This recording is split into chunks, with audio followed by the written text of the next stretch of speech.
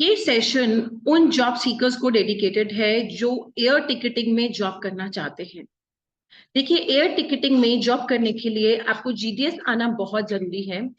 GDS के साथ साथ आपके कॉन्सेप्ट्स बिल्कुल क्लियर होने चाहिए।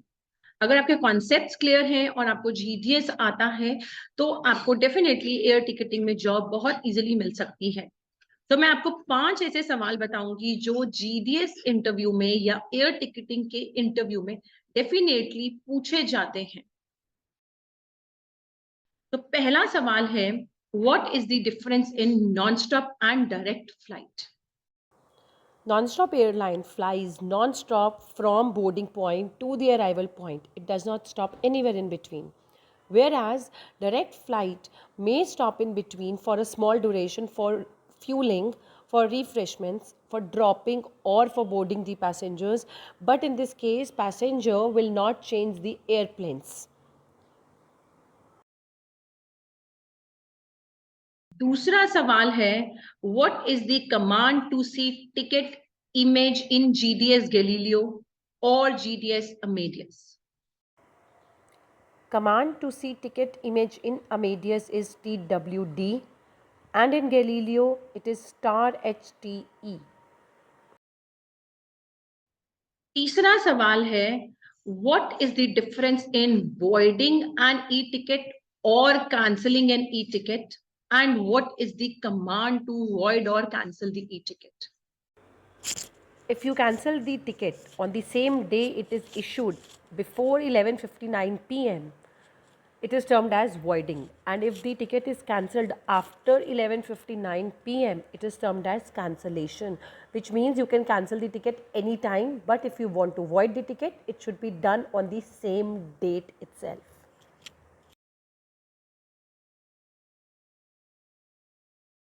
चौथा सवाल है कि क्या पासपोर्ट डिटेल्स को ऐड करना मैंडेटरी है टिकट को इशू करने के लिए? अगर मैंडेटरी है तो कौन कौन सी रीजन्स के लिए है? और इसी से लिंक पूछ लिया जाता है कि पासपोर्ट डिटेल्स की कमांड क्या है जीडीएस गैलीलियो में या फिर जीडीएस अमेडियस में? Adding passport details is not mandatory for the entire world.